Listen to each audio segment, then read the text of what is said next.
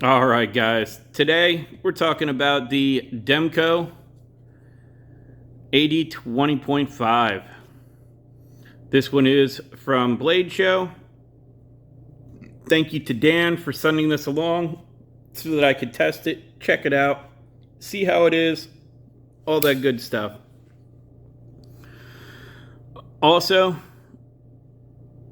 thank you for already putting it at 15 degrees per side. As you can see, it has quite a wide bevel and it is fairly thick behind the edge. We'll talk about all that later. He did put a polished edge on it for me, so I did test that first, and then I will be doing the regular normal grit finish for testing that I do, and we're going to compare how the polish did to the coarser finish. Whole bunch of things about this that I'm going to talk about. All the normal stuff that you guys see in every video. Also, still have this for a day or two, so I am going to be able to compare the 20 to the 20.5. So straight away, we're going to go ahead and get the cutting out of the way. That way we can get to all the stuff that I want to talk about and you guys want to hear. So here's that cutting.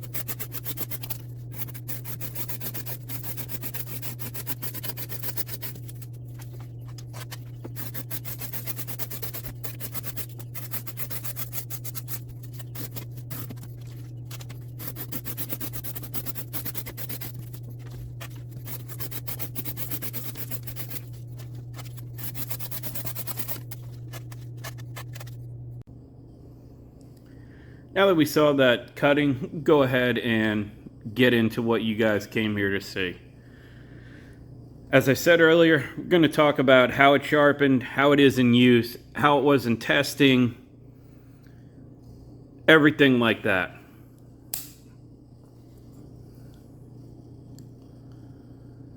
As you guys can see, after being sharpened a couple more times, it's got a good sized bevel. It had a good sized bevel on it. When I got it, it had already been sharpened, like I said, a few times.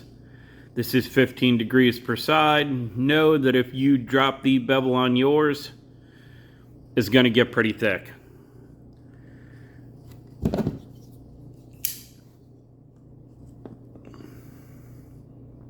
As a comparison,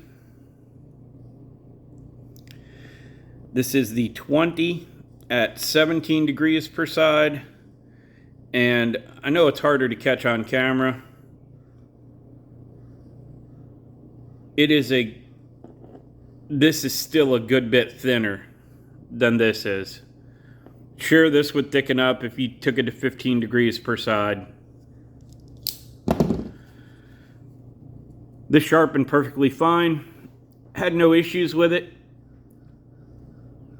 Now, Dan did tell me when he first got it, this was not very sharp at all. And he had some issues the first 2 or 3 times sharpening it to deburr it.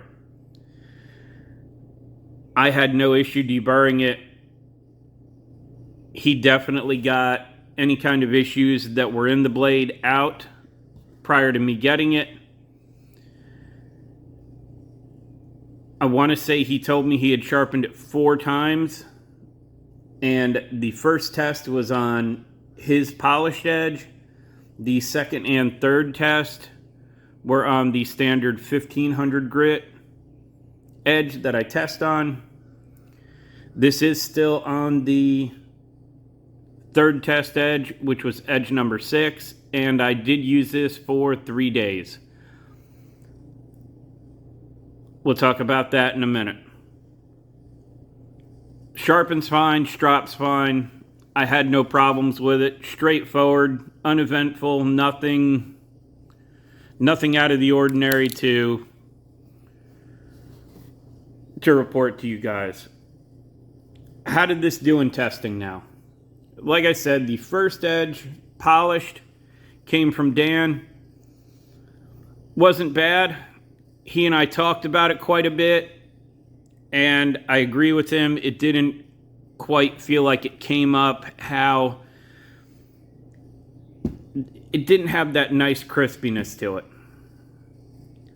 I will say, on the second test edge and the third test edge that I put on, it also didn't have that really sticky, crisp apex. It was still really sharp, don't get me wrong. It just didn't have that.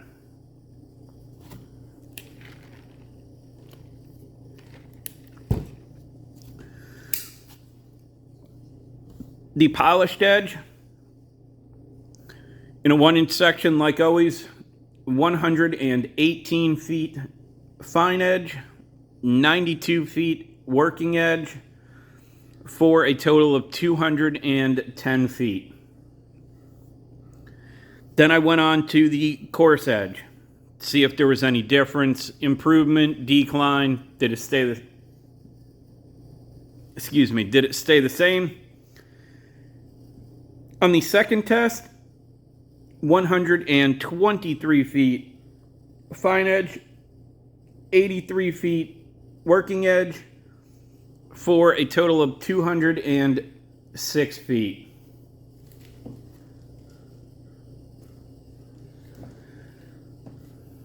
The last test, the verification, same 1500 grit coarse edge on it, 120 feet fine edge, 89 feet working edge, for a total of 209 feet. As you can see, it's a negligible difference between whether you want to polish it or run it coarse. This particular knife, it didn't seem to matter. You can run it either way. The two coarse edge tests verify each other, and that also verifies the polished edge test. Now let's talk about actual use. This came on Saturday. I tested it right away. Did all that so that I could use it Sunday, Monday, Tuesday. And I did use it Sunday, Monday, Tuesday. I used it at work. I used it at home. As you guys know, we're trying to get a lot of stuff together, get the house sold and get moved. I cut a lot. All kinds of different stuff. Even purposely cut some stuff at work just to check this out and see how it did. My big complaint would be it is kind of thick at 15 degrees per side. Not the end of the world. Still cuts. Combined with how thin it is, you can kind of really notice that.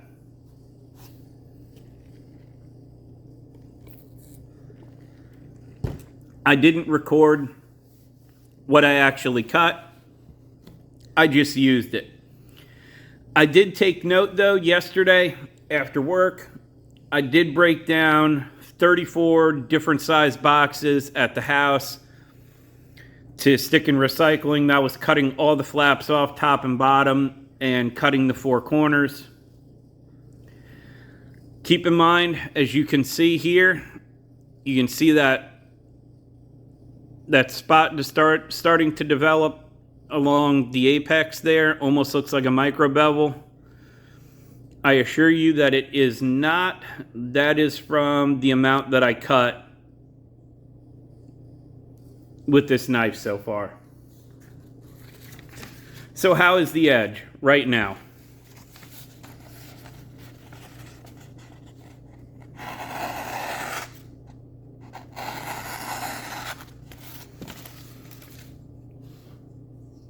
There are a couple spots where you can feel it snagging on the paper, and it is a rather rough cut. This is a US-10, as you guys know. What I'm going to do real quick is I'm going to hit it on some 16 micron on basswood, and then some 1 micron just on regular generic craft wood, and we'll see if there's any difference.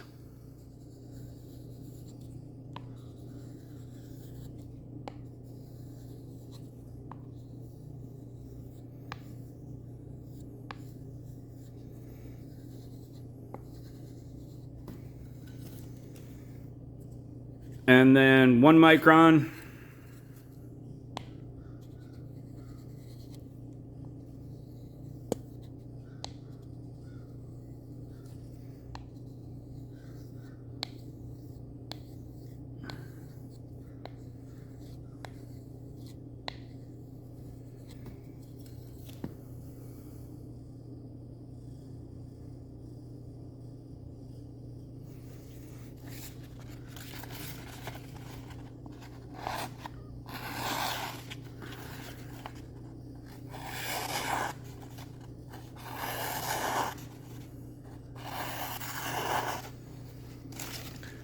So it's definitely a little bit better.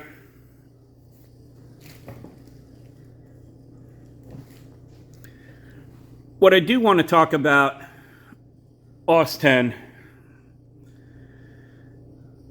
if you do any kind of research on it, Blade forums, Spyderco forums, anywhere else online, you're going to see a whole lot of stuff, a lot of people comparing it to VG10 and 154 CM. This, in my use experience, this is not the only AUS-10 I've ever had. I've had 2 other knives that I used way more than I ever used this one. I would take AUS-10 over VG10 any day. Out of all 3 of them, this one was a cold steel, one was a 2U knife. I don't know the hardnesses on any of them. None of them were done bad. Had very similar experience with all 3 of them in actual use. As far as comparing it to 154 CM, in my experience, this is kind of like 154 CM Junior. Yes, it cuts some more in an edge retention test. However, for me, 154 CM, I can strop back way more times. The edge comes back much nicer from the same exact strop as opposed to the AUS-10 here. As I showed, you can see where starting to get some weird wear down by the apex from all the different cutting. Happens a little bit faster on this for me than 154 CM. As far as some other things, one thing I haven't seen anybody mention yet is the lock bar.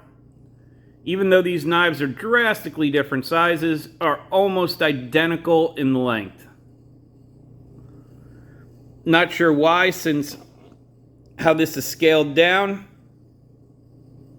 I don't know if that better keeps the integrity of the lock. I haven't heard anybody talk about it, or even the Demkos to know what the decision was behind that. What are some of the differences? Obviously, the blade is shorter, not as tall. The grip area While it doesn't look like it's a whole lot different, I can tell you from measuring, it is about a 1/4 inch difference in actual grip area. For someone like me that my fingers are already cramped together on here, not terribly, but they are crowded. On here, I'm getting half a pinky on the end of the knife back here. Now, I can modify like my pinch type grip because I'm only using my fingertips. Then I can use the entire grip area. One other thing to note, the sides of this lock bar, yes, they're both jimped very similarly. This one has more of a file feel to it.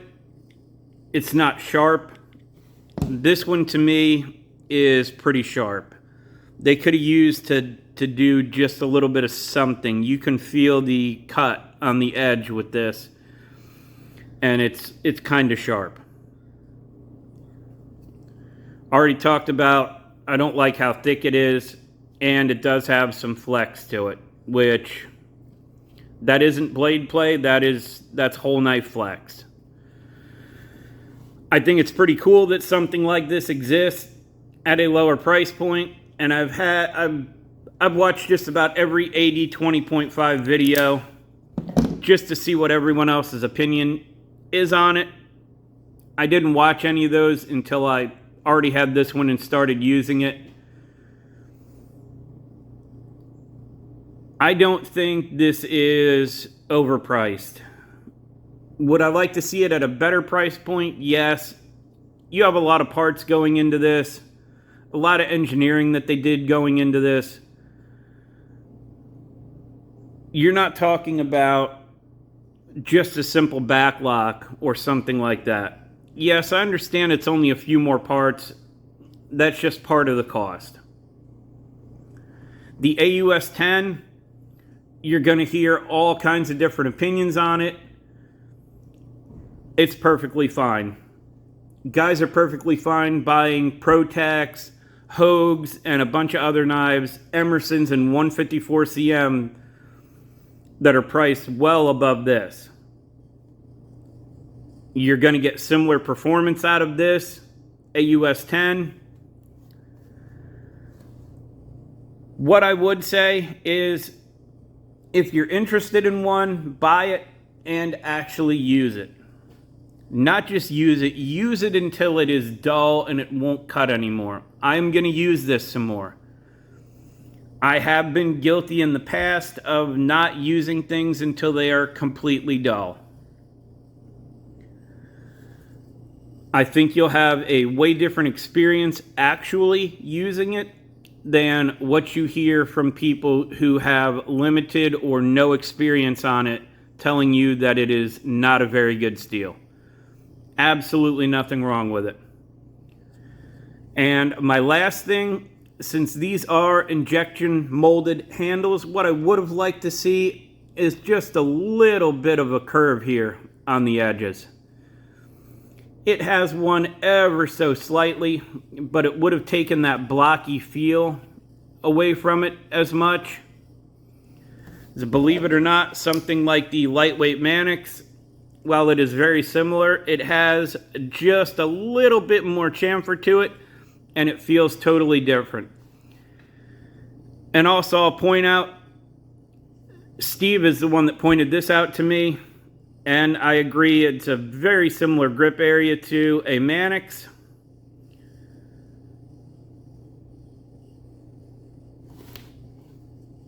So hard to do behind the camera. And you can see the grip area of the Mannix is just a hair bigger, and just like the 20.5, I don't fit inside the grip area on the Mannix, lightweight, or the G10. So if you have bigger than large hands, that's something to note. Alright, this is already getting long enough. If you guys have one, if you've already used it, if you have experience with AUS-10, put it down below. I'd love to hear it. That's all I have for this one. As always, I appreciate your time, and thanks for watching.